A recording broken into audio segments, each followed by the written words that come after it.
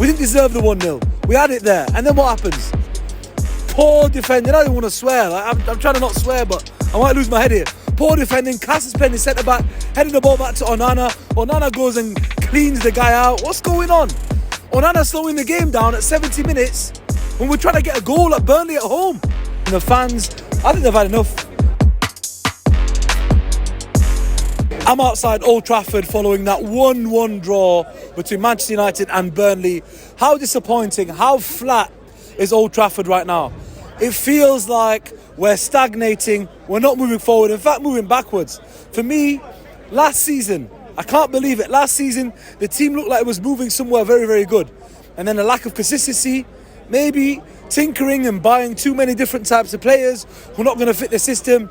Maybe demoting players like Christian Eriksen, like Casemiro. Maybe buying somebody like Højlund.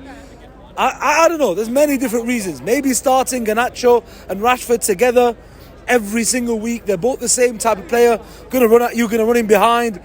Something's just gone very, very wrong. Maybe we didn't sign a proper centre-back like we should have. A good replacement for Eriksen or a good somebody to interchange. I know we found Kobe Mainoo this season, but there's so many things going wrong here at Manchester United, and the fans, I think they've had enough.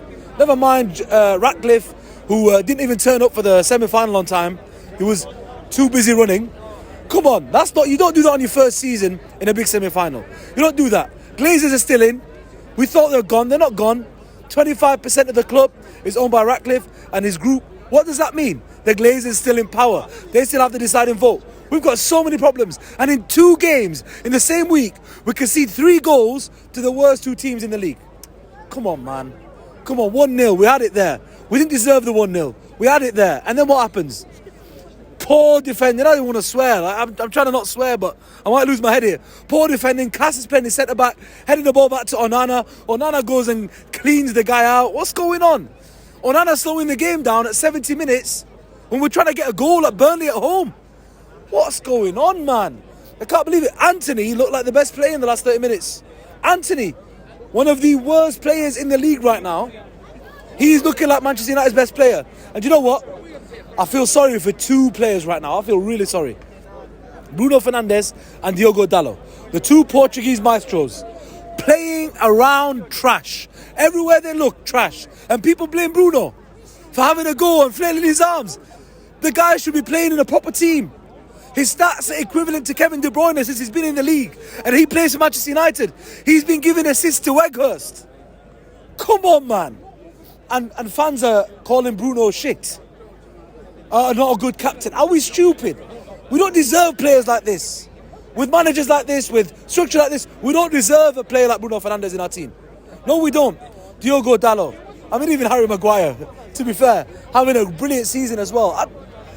We just got some gems, got some players, some individuals, but the team has not functioned as a team. Do we blame the man Ten Hag? I think we do. I didn't want to blame him for the signings because he's having to choose his own signings. A club should have a proper structure so that they can have the signings that they deem fit with the vision of the club. We don't have that. He chooses his own signings. But he chose Højlund for 70 mil. Where are we now? We should have gone for someone who's going to get you goals. I know Højlund's a good player, but he's not a finished article. Weghorst was getting more chances created for him than Højlund. That's because he's got experience. He knows where to be. He knows how to move. He couldn't finish. He didn't score a goal in the Prem, but he was still creating more chances for himself. The same team's behind you. So I don't blame Højlund, but it was definitely not the right solution. It's not worked out yet. It could work out in future. He bought Antony. Look at him. Milo, our Spanish friend, called him the Opel Corsa.